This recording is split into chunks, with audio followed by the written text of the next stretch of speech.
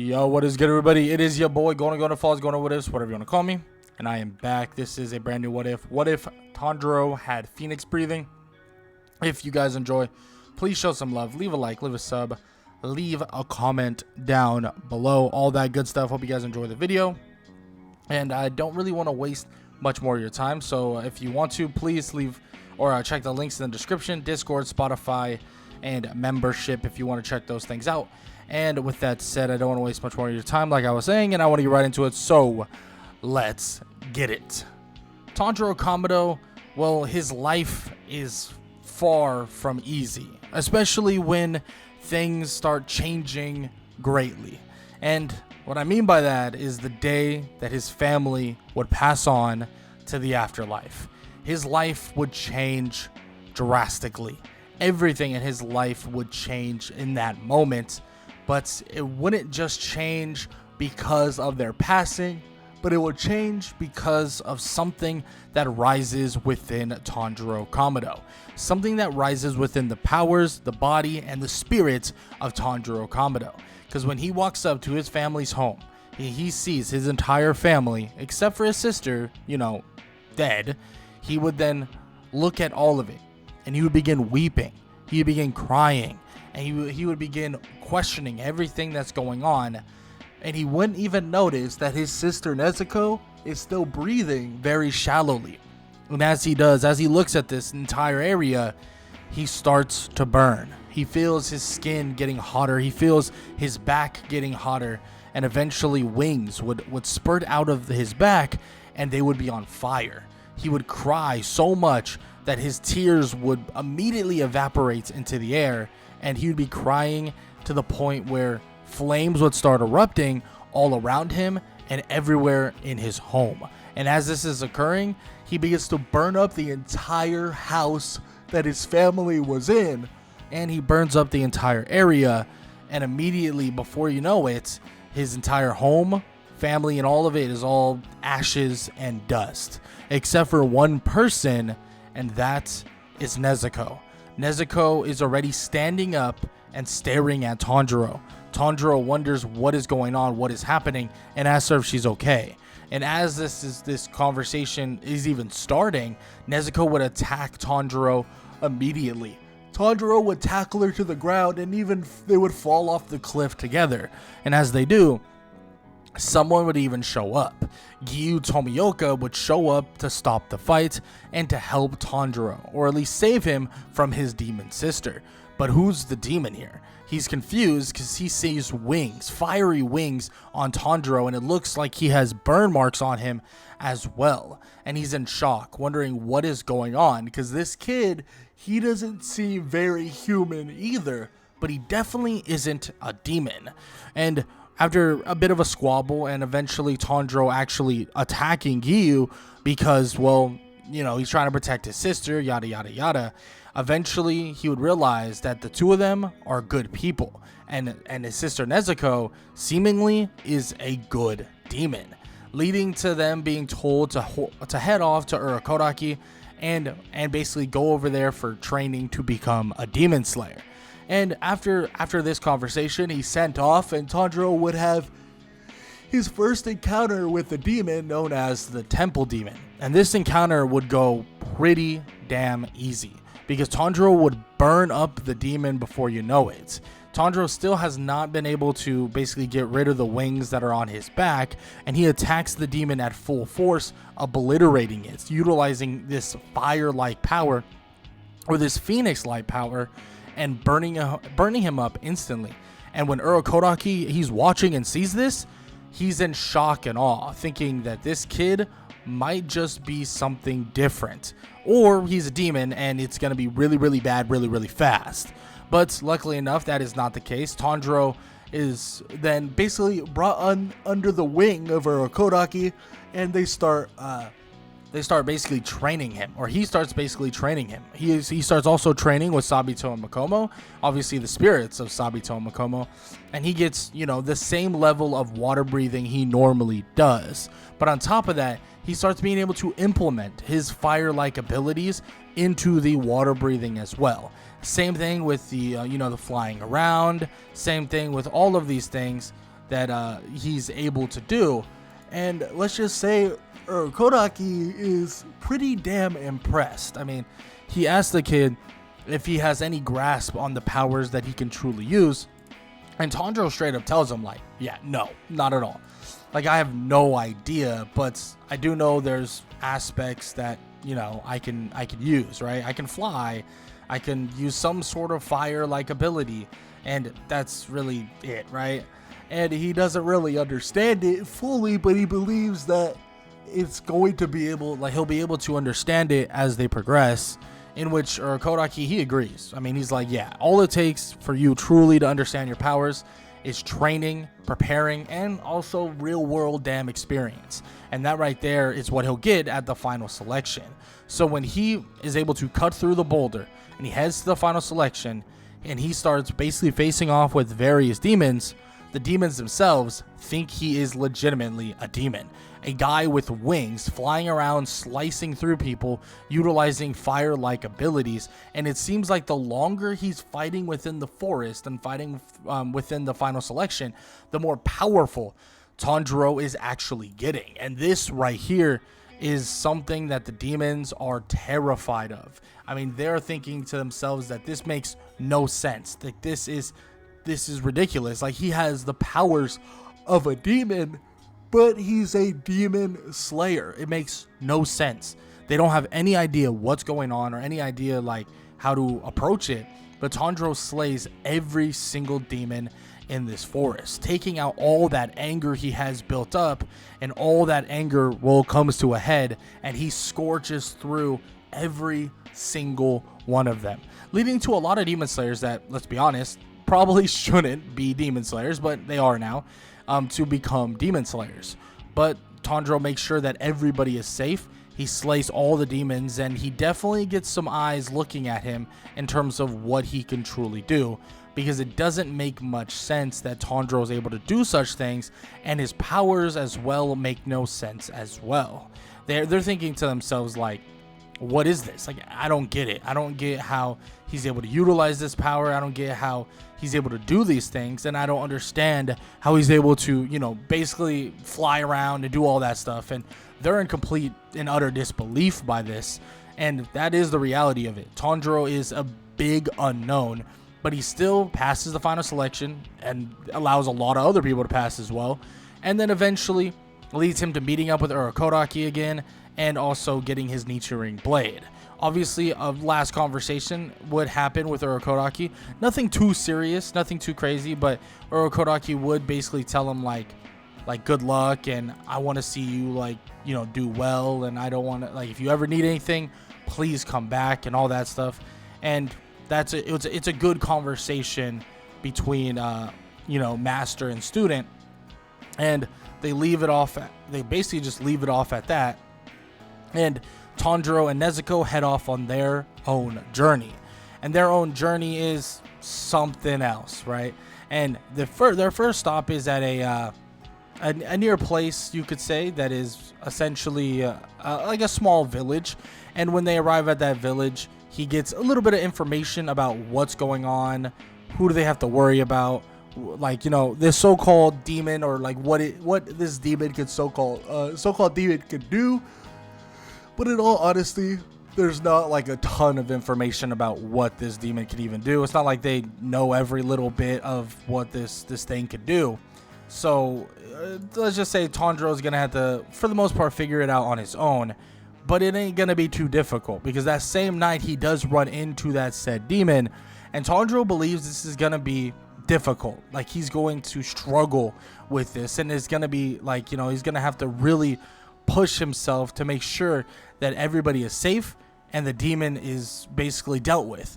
But what he doesn't know is that, yeah, that is the case to an extent, but when he dashes forward, flying straight at the demon is immediately obliterated. He literally slices through the neck of the demon, and he burns up instantly, just poofing into nothingness. And Tanjiro is like, oh, well, I guess I don't really understand my own power to a certain extent. In which that is definitely the case, because Tanjiro has no idea, in comparison to these other people, how strong he really is, because he is pretty damn powerful. And that right there, that moment against the Swamp Demon, proves that entirely. Proves how powerful he really is. And that right there gives him, let's just say, a little bit more confidence about basically him being able to approach different fights, and being able to approach the situation in this way. And luckily enough, that is the case, and Tanjiro is able to essentially defeat the demon very, very easily, and then lead him to his next mission.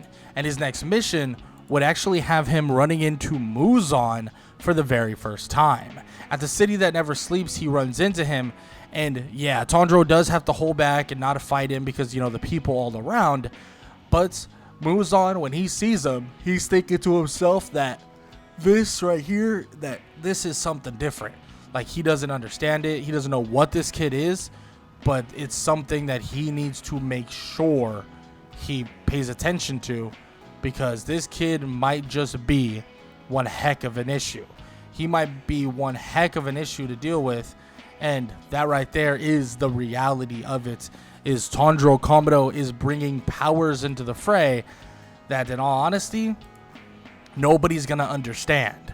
Muzan especially, wanting to actually send 2 demons after him when Tanjiro is meeting with Lady Tamayo and Yushiro. But these 2 demons, Susumaru and Yahaba, are dealt with very easily. Tanjiro does get a little bit of an assistance from Yushiro to actually see what's going on with one of the demons, but other than that, he just speed blitzes through them insanely fast. And as this is happening, as Tanjiro is slicing through the neck of one of them, immediately what they see is a scary sight, and that scary sight is Yorichi himself. I mean, this is a shocking moment, a moment that they did not expect, and a moment that they couldn't even think of, because yeah, the fact is, you're seeing the kind of you're seeing Muzan himself. You are seeing legitimately Muzan's memories, and the memories are showing you Yorichi, the greatest demon slayer alive, and you see it via this kid, this random kid that just showed up, and it makes no sense. How did it happen? They can't even believe it. They can't even fathom that this kid is that powerful, but he really is, because he defeats both of them, and he makes a quick defeat, or basically makes them get defeated very, very quickly. And of course, Lady Tamayo and Yushiro, they're in shock as well, and Lady Tamayo says that they need his blood as well, because his blood must be something different, and it might allow them to make this potent kind of cure even greater, this cure or eventual cure even greater. And Tanjiro, yeah, he does his best. He allows this to happen, and this is something that he has really no issues with, believing that it might be helpful in the near future, but also tells them that if they do wrong things with his blood, he will be back. And you know what he means by that. Like, he will be back to get rid of him. In which, of course, they're like, we would never do that. Like, 100%, we get what you're saying. And it's not like we have a choice, because if we did do bad things, you definitely would come back, and you definitely would be able to end us. And Tanjiro nods his head and says that he doesn't mean to be, a person that is scary or intimidating by any means, but he just wants that to be clear, that he doesn't want anybody else to get hurt and anybody else to, like bad things to happen, in which that is understandable, obviously, and they understand that to a large degree. This would then lead Tanjiro to meeting Zenitsu and heading off to the mansion and having a face-off with Kyogai. And Kyogai, yeah, and initially he thinks that he stands a chance until he starts seeing the fiery aura that is coming off of Tanjiro. And this fire is real. Tanjiro would then basically set the place ablaze, like setting this portion of the place ablaze. And when he sees this, and he sees the fire coming off the sword of Tanjiro, I mean, all he can see is Yorichi once again, or another demon of Muzan. All he sees is Yorichi once again. And that right there is something that they cannot get out of their mind. That right there is something they can't allow themselves to basically forget, and he gets absolutely speed blitzed because of it, and he gets obliterated. And Tanjiro's wondering, why are these demons just standing there? Why are they not doing anything? Why are they allowing him to basically just fight them without them really reacting? A lot of these demons he's been playing or fighting against have been stuck in the mud, as if they're so scared that they can't move. But what he doesn't know is that these demons, yeah, they're somewhat strong, and Tanjiro would still be able to defeat them pretty easily, but they're weak enough mentally and weak enough in general that when they see it, when they see that man, when they see Yorichi, and it's almost like it's a spitting image, there's no doubt in their mind that it's him. So they freak out so much that they allow themselves to just get absolutely obliterated and absolutely destroyed because they can't react to it. They can't even understand it. And Tanjiro, well, he is able to finish the job there and defeat Kyogai and help with the rest of the mansion, leading to them defeating all the demons within it, and Tanjiro obviously meeting Inosuke for the first time, and, you know, showing his dominance to a certain extent because he's trying to attack the box that is protecting Nezuko. And they all three would eventually get along, and they would head off to Mount Natagumo after a bit of a rest time to save a ton of the demons, or the demon slayers, excuse me. And some of these demon slayers that are still alive, the puppets, are actually gonna get saved because Tanjiro is able to burn up the strings and make sure that the spiders also get burned up. Tanjiro is able to save some of those demons, or demon slayers, excuse me, but also tells them to get the hell out of here because he doesn't need them, like, you know, to get in more in trouble, or he doesn't want them to get hurt beyond like whatever else has already happened. He sends them away, and Tanjiro would then head in to fight the Mother Spider Demon's doll. After the defeat of that doll, it seems that Tanjiro is then going to basically end the Mother Spider Demon. And he does that in one foul swoop. And the same thing ensues when he faces with the Father Spider Demon, overwhelming the Father Spider Demon and making it so he can't even hit Tanjiro. And Tanjiro's fire that he is basically inflicting on the demon itself is making it way worse. Like, he is severely wounding him because of the fire. The fire that is being landed upon him continues to burn more and more and more and more, to the point where the actual fire itself is burning a blue color and making it so it's impossible not only for them to regen, but if they're weak enough, if the demon is weak enough in terms of, like, you know, overall strength of demon, that demon is getting absolutely obliterated as well, like straight up getting just torched the entire time and getting, you know, just absolutely like burned up to the point where he's just gone. He doesn't even need to slice off the head of the demon. It just ends the demon because of this burning fire from his ability, or his phoenix-like breathing.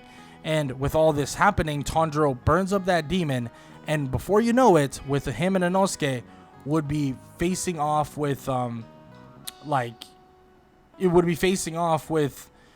Rui once again, or Rui for the first time, especially after seeing him that one time, right? He saw Rui one singular time, and he now is facing him and hearing him berate his sister. And it's pretty obvious that it bothers Tanjiro. Tanjiro is telling him, like, you gotta, like, stop doing that. Don't do that. Like, that is your sister. That is family. And Rui's basically saying, like, no, she might be family, but she's not useful. And that right there is the bottom line and all of these things. And obviously Tanjiro did not like hearing that. But Rui, he's far stronger than any other demon he's faced so far.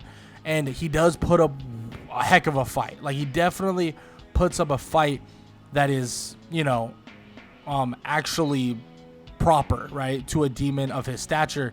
And Tanjiro starts, you know, doing as much as he possibly can in terms of, like, this fight.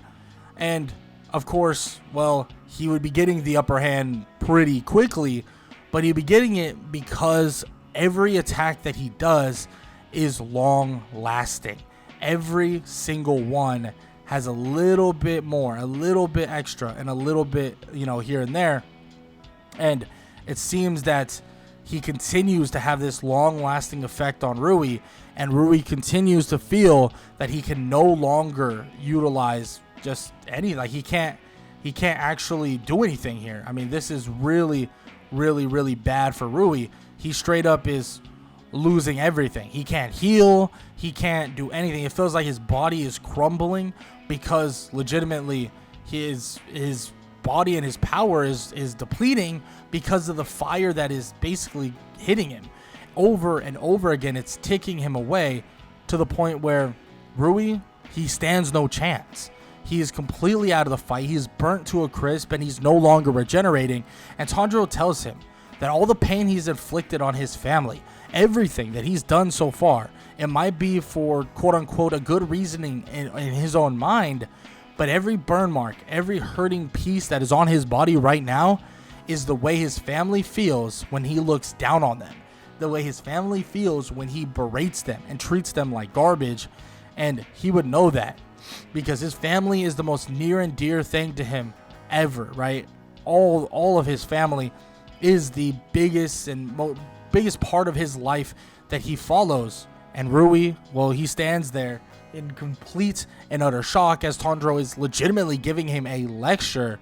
And before you know it, Tanjiro would slice through him, ending him just like that.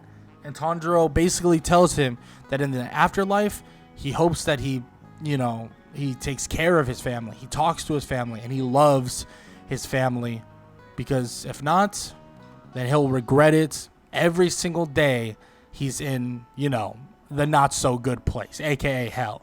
In which, of course, Tanjiro says this as Rui is disappearing, and then it would be the end of the demon known as Rui.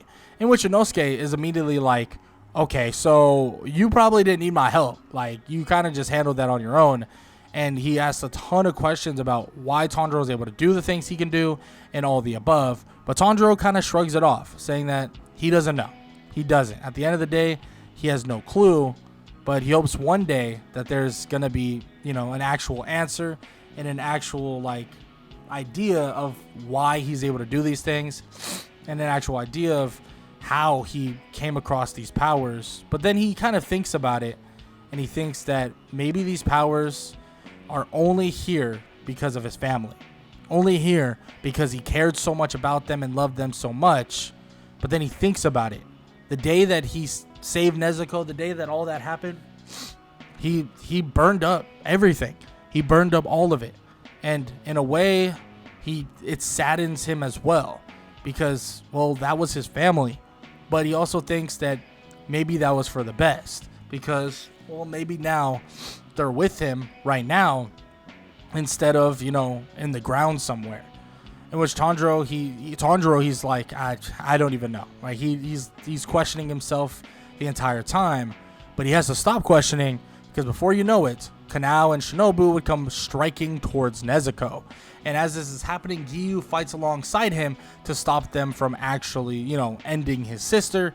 And luckily enough, they're able to, essentially shut it down and stop it, slow them down, at least until, the crows tell them to bring Tanjiro and Nezuko in. That's exactly what they do. But they don't have Tanjiro knocked out, so they kind of have to just bring him in, and they got to hope that Tanjiro doesn't fight back or anything, which he won't. I mean, that's not who he is. So eventually, they have a bit of a meeting with the Hashira, the whole thing, where they're conversating about if he should be allowed to be a demon slayer. But really, after all that is said and done, that whole conversation and everything that happens normally, eventually Ubishiki would shut it all down, telling them that Tanjiro and Nezuko are instated as actual demon slayers, and now it is basically time for Tanjiro to begin his true training, his rehabilitation training. But Tanjiro's really trying to just push the limits of what he can do, and this power that he has also allows him to train even more stamina, more, you get tired less, and all the above, and all of it is just perfect. He gets even stronger than normal. And since he's more powerful and more like actually better and can do more, he also helps Inosuke and Zenitsu do better and do more as well. Not as much as you would think. Like, he can't really like make them overpowered or anything, but they're a little bit stronger than normal. And this would lead him to wanting to learn more about these fiery-like abilities and believing that the Hinokami Kagura, something that he was able to somewhat go into, is something that he might be able to kind of enact even more powers with his ability as like a phoenix, or his phoenix-like abilities. So he gets sent off with Inosuke and Zenitsu to basically Rengoku. And when he goes to Rengoku, they talk for a little bit. They see Rengoku in action. And then eventually they get all put to sleep. But Tanjiro's way of waking back up isn't just Nezuko slamming her head and showing off a ton of the flames and him kind of coming back. But it's legitimately the powers of the Phoenix itself showing him that this is not real, burning it up just like he burned up his old home. And it sends him right back into the real world. And Tanjiro goes hunting for the demon. And then when he hunts for that demon, he initially has a first fight with Enmu and then realizes that the entire train is Enmu. So when he starts realizing that, he starts making it so that he slices through aspects of Enmu, burning it and also spreading the burn to those various aspects of Enmu. Basically pacing his way up to the front of the train and leading him to slicing through with a fiery blade straight through the neck and the front of the train of Enmu and defeating Enmu. And Rengoku, well, when he wakes up and everybody comes to, Rengoku is pretty damn impressed, thinking that Tanjiro Kamado, he might be even stronger than what he thought. He might be even better and more powerful than he could imagine. And that's something that he really can't believe, or that he can't really take in. But at the same time, he now realizes why Tanjiro wanted to see him, because there seems to be something else underlying with his powers, and there seems to be more power within. And before you know it though, someone else would be showing up, a different demon, a demon known as Akaza. Akaza would show up and would begin basically berating both of them, saying that he's here to kill Tanjiro, but Rengoku, well, he is the match that Akaza basically wants. And Rengoku starts fighting with Akaza, and they're going at it back and forth. And basically Tanjiro is thinking to himself that he needs to somehow get into this fight, somehow do something so that, they can actually, survive, so they can actually win this fight. And Rengoku is doing everything he possibly can, everything, till basically Akaza gets an opening and goes to punch Rengoku straight through the stomach. And Tanjiro, though, out of nowhere, would immediately cut the arm off of Akaza, not allowing him to actually punch through Rengoku. And Akaza is immediately pissed at this and swings towards Tanjiro. And Tanjiro's unable to move out of the way, taking a blow straight through the stomach, through and through. Tanjiro's in shock, wondering what just happened. How did it happen? In which he grabs onto the arm of Akaza and tells him that this right here is the end. This is the end for him. In which Akaza's in shock. What are you talking about? In which he begins to burn up Akaza. Akaza was already feeling the fire spreading through him, but this is different. He feels it, and it feels like the sun itself. Tanjiro continues doing it over and over again, trying to basically give Rengoku an opening, give Rengoku a chance to actually slice through Akaza's neck. And obviously, as this is happening, Tanjiro is legitimately bleeding out. Like, he is close to death at this point. And Tanjiro is giving it his absolute all, burning through Akaza, and Rengoku would go for the kill, and he would get just that. Akaza unable to even defend himself at this point. His entire body feels burnt. He can't regenerate. He can't do anything. He can barely even move at this point. And Rengoku finishes the job, and Tanjiro collapses to the ground. Akaza's head clatters off the ground, his body would stand up. But luckily enough, the sun is already rising, and the sun would burn up the rest of Akaza and allow him to further himself through the afterlife. And Rengoku, well, he would sit by Tanjiro, telling him that he didn't have to do that he got himself hurt trying to help, in which Tanjiro shakes his head and says that he did it for a reason. He can tell the aura of Rengoku was all good, was all pure, and he knew that they could not lose someone like him, in which immediately Rengoku's like, but they're losing someone like you, Tanjiro, which Tanjiro is bleeding out. I mean, he's about to pass out, aka be, into the afterlife, but he tells Rengoku that he has no regrets, not a single one, and he would be out cold, passed out. But before you know it, just seconds after losing consciousness, his pulse would be gone. Rengoku would pick him up, and immediately Zenitsu and Inosuke tell him, put him down right now. In which Rengoku is confused. What are you talking about? Why? In which he tells them they don't know why, they don't know what's going on, but put him down. In which they do, and Inosuke and Zenitsu stand there, and they tell Tanjiro that your life is not done yet. That we have seen the powers, we've seen your abilities, we know what the Phoenix means, we know what those powers are, and it's time for you to come back. In which, as the sun is rising and as the sun glares upon Tanjiro, nothing is happening, not a single thing. That's until his body begins to erupt in flames. His body erupts in flames, and Tanjiro would come out of this giant ball of fire, and he would be healed entirely. He would have no clothes on, but he would be healed entirely. He would legitimately stand in front of them with even larger wings than before, fire even brighter than before, and fire even hotter than before. And he looks at them and he asks them, what's going on? What happened? Am I alive? In which all three of them, they can't say anything. What do they say? He was just resurrected. He came back from the dead, and he's here now. And Rengoku looks at him in shock and walks over to the kid, and he hugs him. And he tells him, yeah, kid, you're alive. Heck yeah, you are alive. In which, of course, everybody, they start bawling, they start hugging Tanjiro, whatever. And this would lead them to walking away from all of this before you know it. But what they also don't, it gets communicated to the Demon Slayers, is that Akaza, Upper Moon 3, was defeated. In which then it is said by the crows that not only that, Tanjiro died in battle, but resurrected not too long after that. And everybody, they don't even know what to say.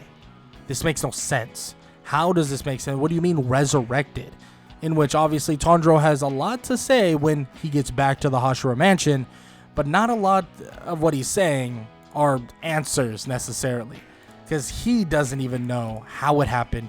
He doesn't even know what's going on, and he doesn't even know how he did it. But at the end of the day, he did it. At the end of the day, he's back and he's alive, and that right there is what matters. He was resurrected from his own ashes, burned up and brought back, because guess what? The life of Tanjiro is not over yet, and it's not done yet either. But what he doesn't know is that there are going to be consequences to this as well. And as all this is happening, Tanjiro's power has soared and his abilities have soared ridiculously as well, to the point where they instate him as a Hashira too, leading him to becoming the Phoenix breathing Hashira, the Phoenix Hashira, you could even say.